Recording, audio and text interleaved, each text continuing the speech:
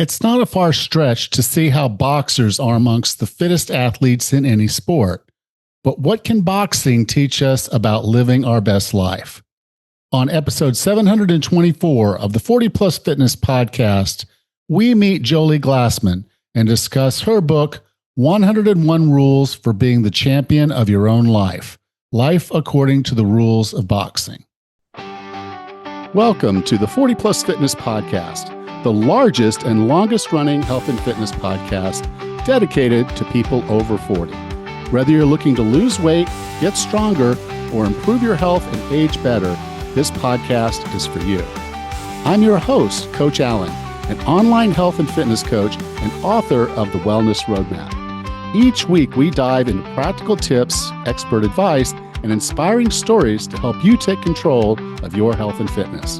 If you're ready to look, feel, and perform your best, no matter your age, this podcast is the perfect place to start. Let's get you on the path to a healthier, fitter, and more energetic version of yourself. I hope you'll join us each week, and together we can unlock your full potential.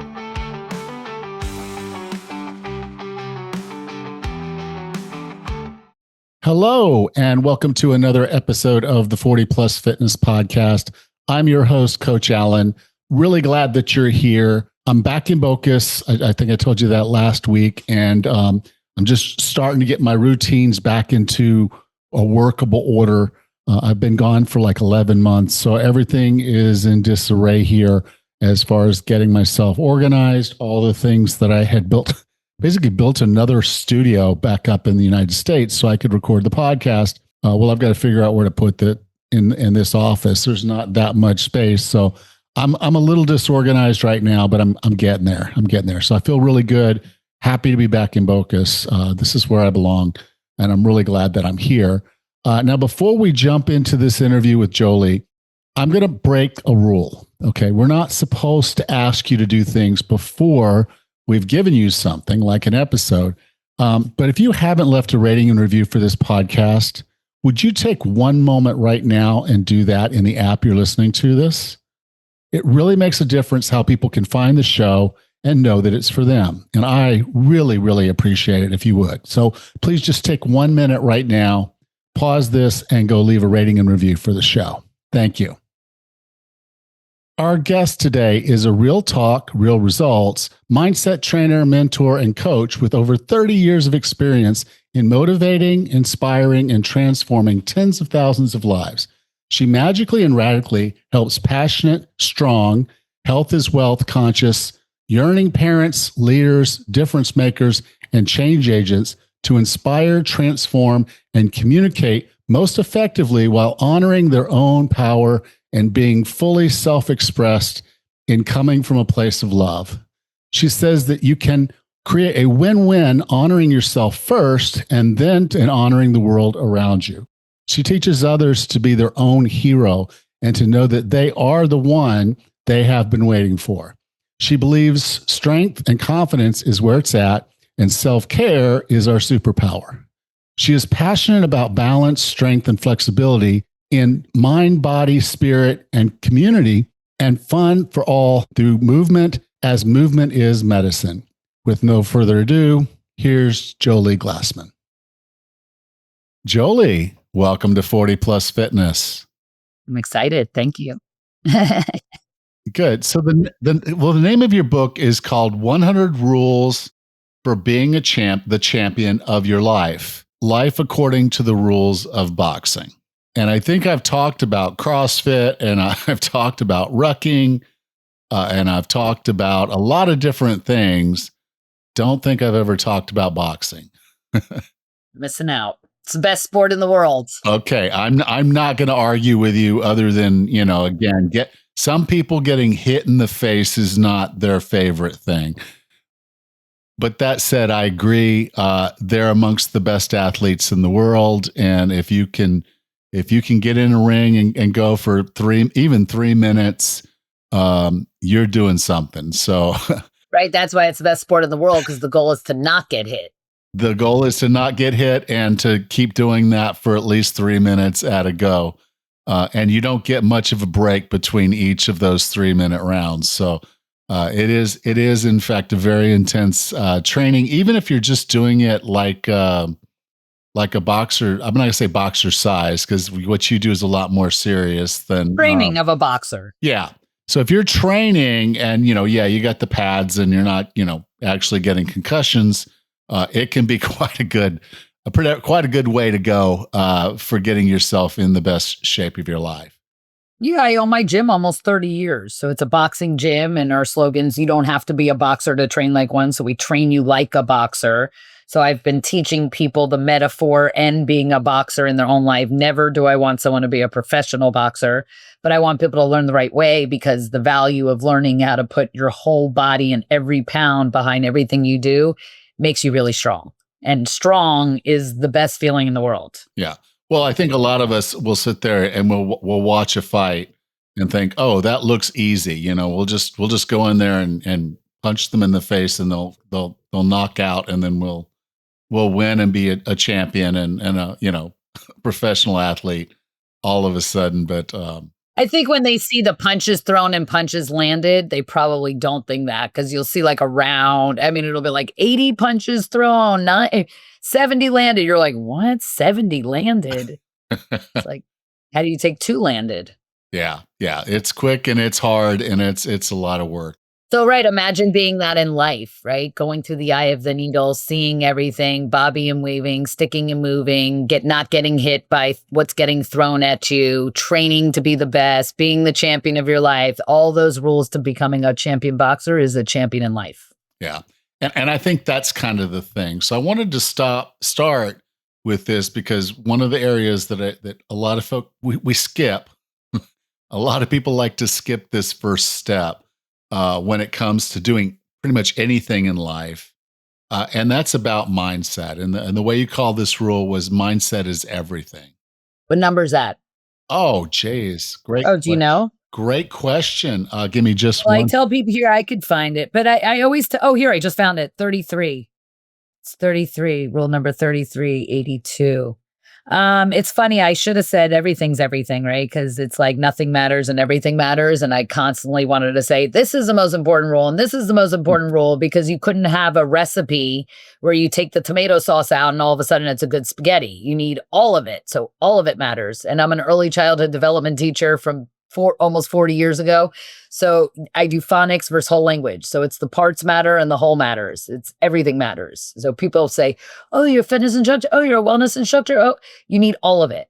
Wellness is in everything. And then your podcast is called Fit Over 40. And then I just did one last week, Fit Over 50. And it's like, how do you stay fit as a state of readiness? It's not like, oh, I'm fit. Now I'm fit. I got it in the bag. Go on to the next project. No. It's chasing that. My first rule of my book is chasing the perfect punch. You never arrive. You're never there. You're never fit over 40. You're chasing fit over 40 to get to fit over 50. It's always moving. Yeah. I don't own strong. Right. Like I have to go work out today to be strong. Otherwise tomorrow I'm weak, literally. And I think that's the thing, is that this is the mindset. This is not just go out there and do the tactics. Go out there and start throwing punches. Go out there and start dancing around, and it can be fun. Well, it can be fun, mindset but is there's a everything. mindset to it. There's a mindset that you have to have if you're going to be successful. Yeah, the thought comes first. That's it. Yeah. We have to think about it before we do and feel about it. The thought sends the signal out, right? We have the emotion from the thought. You could change your thought and then you'll change your emotion, but you have to create the thought first. I ask people all the time, what's going on through your head? Like while they're quitting, while they're giving up, and I own a gym. So I see it all. And I've had Muhammad Ali, Roy Jones. So I've seen like the layperson, I've seen the champion. So I've seen them all going through struggle, chasing greatness or not. And sometimes I ask people, like, what's going on through your head? So this one guy was like, nothing. I was like, what do you mean nothing? Of course something's going on somewhere in there. And like, pay attention. And then the mindset, everything is like, I don't have a back door to excuse myself from the things that I say I want to do and I commit myself to. So if you want things to work in life, And I know you'll ask me like, what are tips or whatever important? And integrity is most important, because if you want something to work, you have to say you're going to do it and you have to do it. And no backdoor, no excuses. Like if I say I'm going to do 30 reps, 25 ain't cutting it ever, ever, ever since I'm 15 and I'm 52. So it doesn't cut it. You do all the reps. You don't cheat. Cheating's not an option.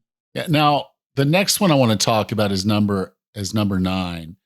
And this kind of blends into what you just said, is commitment to excellence. We're not Muhammad Ali. We're not Tyson, but everybody starts somewhere. And so they weren't always great, but their commitment to excellence got them to a point. Yeah, that was a big chapter for me. That was a big rule. I always say they're one a page, but this one went on more than a page. I think something like this and integrity are very big for me, because if you don't have the foundation, you have nothing. And I could have called it commitment, period. But I don't want, like, you're committed to sucking ass if that's what you do. So I don't want you to do that. And like people say, oh, I don't commit. Like I don't gym, right? And I own a hard gym. People are always, oh, I'm fat, I'm out of shape. They give you like all the things they want. And then they go, yeah, I have no time. I don't commit. I'm like, you commit to wiping your ass. Like you commit. So people need to watch their words and choose their words wisely and know that they're creating their world. And I don't want you to commit to anything. I want you to commit to excellence. And excellence isn't enough to be Muhammad Ali. Excellence has to be the best you can do in that moment and honoring your word in discipline. Whether you want to do it or not, you do it. Mike Tyson says doing it like you love it. I say doing it anyway. You don't have to love it. Just do it. And you'll learn to get comfortable with the uncomfortable. It's like, I don't love working out until I'm done. Yeah. And that's the payoff, is knowing that you did the best you could do. And I don't even have to know I did good, because when I'm done working out, you feel good. So whether I did good or not, I feel better because I expended energy, and that's how you feel good. That's the road to feeling good. People think they watch their TV, ask your doctor if it's right for you. That is not the road to feeling good. Now, one of the things I think for a lot of people actually ends up being the thing that stops them from being successful is fear. And they won't identify it as fear. They'll just identify it as a lack of motivation or a lack of something else. But a lot of times change just scares us. And this one is 21. It's called Face Your Fears Head On. Right? Imagine a boxer. Life according to the rules of a boxer goes head on. And then now it's not scary anymore, because now they're the one to be scared of. So I don't know. I always tell people I only die once. So it's like, how many things, like only one thing is going to kill me. So I have a very good command voice in my head. And that's goes back to the mindset. You want to train the voice that's training you. And you go, nope, that doesn't work. That's not putting me into action. I'm going to say something else. So like fear, I don't know. How long do you want to stay that way? How long is it working for you? I do coaching, right? So I would get people to the point of moving, and I also do hypnosis. So if it is fear and they are stuck, is it PTSD? Are they having triggers? Is it happening during certain scenarios? Does it happen always? Where are they blaming it on motivation, right? I got to pinpoint it. So I do coaching, I hate to say it's therapy, because I don't want to talk about their problems forever. I just want to get rid of them. And now, kind of the next one I want to get into, and I'm looking for the number, but I'm having a hard time finding it. Is it's called Refuse to Lose. And I think this kind of blends into that whole idea that things get hard. They just get hard, particularly as we get older. And, things are, when we first get started, they hurt, and this is hard. And, for a lot of people, they give up. And, I tell people, you really haven't lost until you quit, and then you lose. It's funny. Yeah, I just did a podcast. She said, bent, not broken. I said, I like that. That's nice that it's bent, not broken. And exactly. So in boxing, you never throw in the towel. Your trainer throws in the towel. But I have a rule in my book that says sometimes the towel needs to be thrown in. So I don't throw in the towel, but I have a team that tells me it's time to throw in the towel, because I'm doing it for the passion of the game. So you want supporters, you want people around you, you want a good team, and you refuse to lose, and not lose like it's a battle and you be stupid about it. Lose to be the best you can be and keep bobbing and weaving and sticking and moving. Now, one thing that I think a lot of people struggle with, and again, I'm struggling to find these numbers because you've got 101 of these, so there's a lot of them, but they all are valuable. I need another book. Positioning is everything. It's about temptation. It's about temptation. Oh yeah, That's a hard one. It is, because particularly as we have built 77. habits. So, okay, we've built habits over decades in many cases. And so we're trying to change something that's like ingrained, something that's deep inside of us. And being a different person can be hard. And the things that lead us to do those, well, those are always there. Yeah. So I love to say, first of all, the only thing that's easy is tying your shoes. So I love when I go, oh my God, that's so hard, right? So that's another mindset thing that I snap out of when I go, oh my God, that's so hard, because everything's hard. So it's like, that's a stupid word and it's not generating me or creating anything that's beneficial for me. So I snap out of the hard conversation. Also, you're going to say, like, what's one of the things to do? And meditation is a huge thing that changed my life. It actually got me to believe in God. And I learned to regulate my nervous system and calm down and have those tools in my box. So when I need to be calm and I need to choose wisely, I am able to. So temptation, the hardest thing about change is making a new choice today than you did the day before, right? So you have to be slowed down enough to recognize. So when we do things we don't want to do, we do them fast. We'll do like, oh, I don't want to eat the chocolate. I'm eating it now. And it goes really fast. It's a mindless activity because we're disobeying what we really wanted to do and we're excusing ourselves. So when we want to make a new choice today, then the regular choice we always do, like bringing our phone to the toilet or picking up our cell phone in the morning or doing things that we don't want to do that's so mindless, you have to slow down enough to, number one, change the behavior. Like now you don't sleep with the phone in the room. Now you don't bring the phone near the toilet. So you make the new habit easy. You make it available, you make it right there. And then when it's time to make this choice that you want to make a new choice, ideally you meditate enough and you're slowed down enough where you go, I'm not doing that this time. I know I always did it, but now I have a new whole realm of possibility. I'm going to step in over here. Okay. And you have to visualize and you have to see it. That's what NLP is all about, right? You change the pictures, you change the sounds, you change everything about it, all the modalities. Well, and I want to dive a little bit more into this because I think this is actually like one of the biggest blocks that people have. How does someone recognize when temptation's sneaking up on them? What do you see with? Well, first of all, they have triggers. Well, say the temptation is eating late at night, because that's a very common one. So most people eat late at night. Anyone who has like eating issues, they're like, oh, I eat late at night. So you would say, how do they stop that? How do they even know they're doing it? They sit down and they grab the thing. Well, I would say, I have to first say, where are you getting the stuff from? Like, is it in your house? Why are you buying it? Like, we have to go back to the grocery store. We can't have it in the house. Oh, well, I have this little cabinet for my kids and my kids like it. We have to do what works. All right, well, we're going to put it in your kids' room and it'll have a lock and they can get one out a day or whatever. I mean, your kids shouldn't need it either. But I'm just saying we got to make it easy to do the right, correct, new way and make it hard to do the undesirable way. So it's easy. If it's in your house, you're going to eat it and you're going to buy it. So I would know the triggers coming on. First of all, I know like the second I know I don't like to eat junk food or things in packages. So if there's something in my house that's in a package, it's going to get eaten. So then my willpower has to kick in. Like, oh, okay. So you said, how will you know your triggers come up? Well, I know my triggers come up because I'm going to go, ooh, I have that popcorn in there. It's organic and it scored high on the app, but it's corn. Corn's crappy, right? So these are the triggers. They come up. So for me to not know those are triggers, I'm just totally not in my life. Like I got to get into my life, into the driver's seat. I'm acknowledging that. Now, when I go eat the popcorn, I dove into my trigger. Obviously, if it works in my life, I don't want to do that often. Maybe I did that once, twice a month. I hate the sayings, not that bad, because for me, once in your lifetime is bad. It's corn, it's crap, it's GMO, it's garbage. So you would never put sugar in your gas tank and think it's okay. So it's up to you what not that bad is, or to me, a little bit of cyanide is still death. So, but those are your triggers. So now I need to go, oh, there's popcorn in there. I just ate it the last time. Well, now the rule is I'm not buying popcorn because now I already know when it's in the cabinet, the trigger wins. So I have to pick myself up again, make myself till it works, right? I have this app that tells me drink more water. It doesn't work because I ignore it all the time. So it's like, that didn't work. Every time I go, oh, drink more water, boop, I put it down. I didn't drink more water. So those are the things that doesn't work. So you have to do what works and get rid of what doesn't work constantly until it does work. And then integrity is what equals the level of your success. People are successful equal to the level of integrity they have in whatever area they're in. So whatever area of your life is not working, integrity is missing.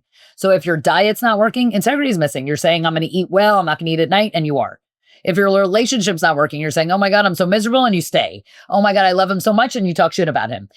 There's a disconnect, a disalignment. So that's where you go to work on, because the only way things work is when there's alignment. Now, one of the things that also kind of bothers people is I want it now. I don't want to wait. I don't want to do the work. I actually just want the result. Ozempic. Yeah. So this is number 43. Have patience. How does someone build patience when they just don't start out with it? See, it's another one of those things that I don't think you ever have unless you're like this patient person. But if you're not this patient, but you're always chasing it and working on it. And it's funny because I read that rule the other day to my coaching group. I read them randomly, and I have a problem with patience with service workers when they're bad.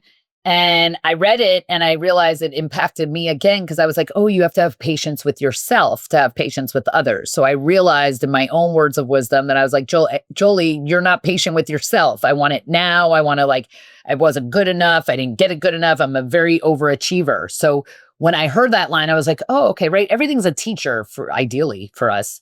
And I was like, okay, let me be more patient with myself, compassionate with myself, kind with myself to be that with others. So that's a muscle you keep working, and it comes from learning to regulate your nervous system and meditation. I believe everything can be solved in learning to regulate your nervous system. So what are some practices when you talk about meditation, but exactly how do you go about like setting up and getting your nervous system to work the way you want it to? Yeah.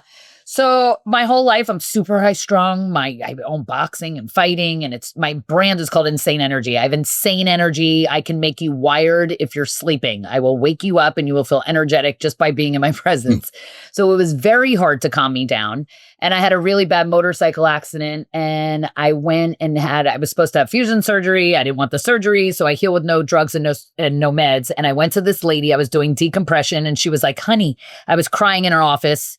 I had to go 5 days a week. And she goes, honey, you need to learn to relax. And I was like, relax? I keep hearing that friggin' word. What is relax? I didn't get it. I was like, is that watching TV? Is that laying on my couch? I didn't understand the word relax. So I went on this whole I said, you know what? You're right. I quit. And I need to still go back to her and thank her. But I went on this since that was like 2015. So 11 years. I've been on an 11-year journey on learning to regulate my nervous system. So you said how? So I got a team of advisors. I do different things. You could do vagus nerve stimulation, little things like moving your head, lifting up. It's all about slowing down, looking up at the other side and looking up the other side. Very slow. I'm telling you this fast, but you would not be doing this fast. The value of the floor, laying on the floor, Shavasana, the final pose in yoga, the dead man's pose. It is the best yoga pose. Learning to relax, relax, relax, relax, get into theta, go to alpha, go to theta, and not go to sleep, awaken the brain, asleep in the heart, right? That's hard because I every time I've done yoga and they've got me laying on my back, I'm out. You're out. Yeah. So exactly. So you want to sustain that and not be out. And it's through the breath, and nose is for breathing, mouth is for eating. So we need to back it up to the basics. God gave us everything we need, and it sounds like very woo-woo, and it's not. We are a walking pharmacy. We have over 1,400 chemicals in our body. We produce oxytocin, we produce serotonin, we produce all of it times another 1,375 chemicals. You have to tap in and tune in and turn on and create the environment. It's not going to rain in the sunshine. You have to create the environment in your body to allow the chemical. So when you have negative thoughts, you create negative chemicals in your body. And when you have good thoughts, like obviously if you can make yourself sick, you can make yourself well. And then how do you make yourself well instead of making yourself sick? Well, you have to learn to generate elevated emotions. And you do that. I teach people through smell. Literally, they're smelling, they're sniffing, they're breathing, they're inhaling, inspiring. The breath is where it's all at. So you learn breath work, all different kinds. I have an app. It's called Breathe. It's free. I could set up all these different today. Like I always do alternate nostril very often. It regulates your parasympathetic and sympathetic nervous system. But I have so many in here you can do. Like I do So many coherent breathing, box breathing. You could pick it, you pick the time, and then it goes on a sound. So I do that. Breath work, the value of even 5 minutes, representing to yourself, the value of breath work, and you can practice for the rest of your life. So for me, the hardest thing in life, if we want to say hard, is that words are limiting and we put them in a box and we say like, oh, breath work. And it sounds like, okay, I'm going to check that off my list today. You have to practice that every day, like Chinese torture, for the rest of your life. And it will keep you healthier and well, where you're not seeing your doctor. If you can learn to regulate your nervous system, healing only happens in a regulated nervous system environment. No, I'm going to say meditation. Also, breathing music. is, yeah, I'm going to say breathing is not torture. Movement can be, but breathing's the opposite of torture. I think it's the one way that we get our body to actually just slow down and heal. And without breathing and without relaxing, then we're not doing the whole picture of what fitness requires. Yeah, well, so many people go, I try to meditate, I try to do breath work, and they try, then they don't do it, and then they don't get that the trying is the doing. Yeah, well, that's the patience thing. So again, another reason why I brought that one up. Now, the last one I want to get into, because again, there's 101 of them, so there's a lot in this book for someone that's really looking to make change.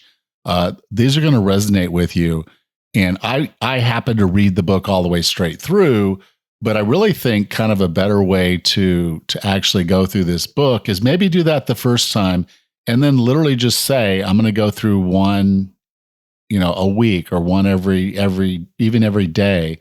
And then I'm going to just try Exactly. So yeah, very good. I tell people to do that. I always say read the beginning so you know why I'm writing this book and how to read it. So I say read it one way through and then do like either a black ball, like one a day, and you don't know which one you're going to get. It's always the one you need for the day. I can almost guarantee. Or you do like a table of contents, you search and you go, oh, I need patience today. Oh, I need motivation. Oh, let me read that one. And you open to that one. Or you do it like I wrote it to bond parents and teens through fitness and personal development, because parents and teens are like, what do I do with my kids? Good, personal development. So you do a family book club and you do like one a week or one every 2 days or however you're going to do it. Because my second book is 1,000+ questions to ask yourself to become the champion.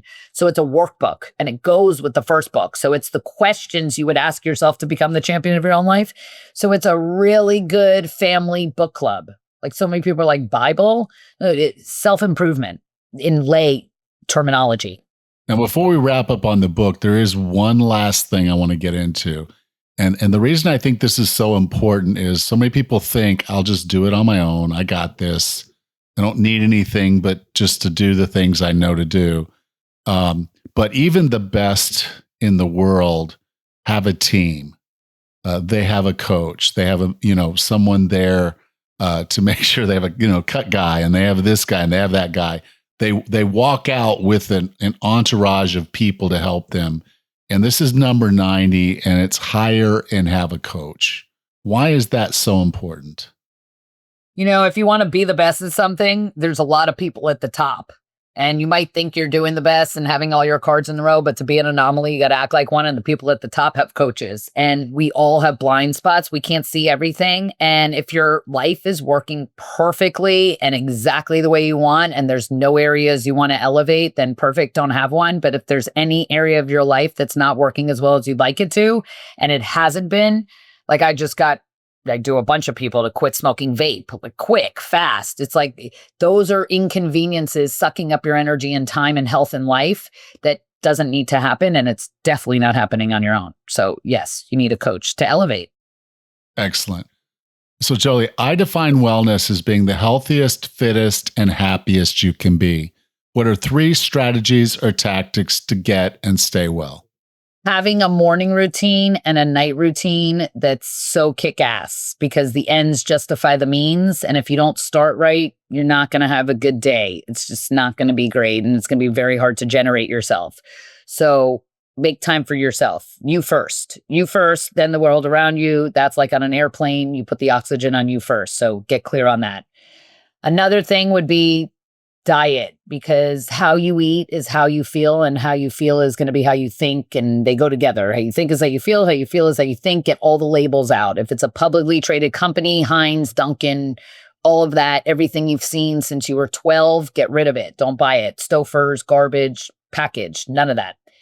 And then the third thing I would do is I want to mix it. I want you to have fun. I want people to have fun because fun is key and fun should be in everything.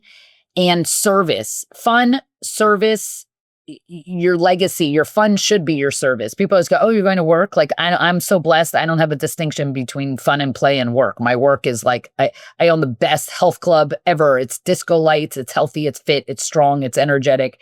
So it's have something that's fun, that inspires you, that serves the world around you. And don't be disempowered if it's not right now that you don't have it. It's just start doing things that you love and then share it with people. Like if you like arts and crafts, start making it for dogs, make it for kids, like give. When you give, you receive tenfold. So don't do it in order to, just do it and you'll get it. Awesome. Now, Jolie, if someone wanted to learn more about you, learn about what you're doing there at your gym, or the book you have called 101 Rules for Being a Champion of Your Life, and then, of course, the 1,000+ questions that they can ask. A workbook, Yeah, that kind of guide them through developing these in a deeper, more meaningful way. Yeah, if they can't afford a therapist or a life coach, it's one that'll bring them through it. So people could contact, I have jolieglassman.com as my website. I do coaching. I do group coaching. I do my books they can get on Amazon or betheheroofyourownlife.com. They can get a signed copy. My YouTube, my social media, everything's Jolie Glassman. The only way they'd come to my gym is if they live on South Beach, and then they'd be very lucky because it's the best place ever. Awesome. Thank you so much for being a part of 40 Plus Fitness. Thank you. I appreciate it. I'm still included in the 40s. So it's anyone over 40. Anyone over 40, yeah. good. I'm coming back some on a of baby. us are some of us are well over 40, but still identify as 40 plus. Yeah, I love it. Good. Next time on the 40 Plus Fitness podcast, we discuss why improving our health and fitness is so hard and what we can do to make it easier. Until then, have a happy and healthy week.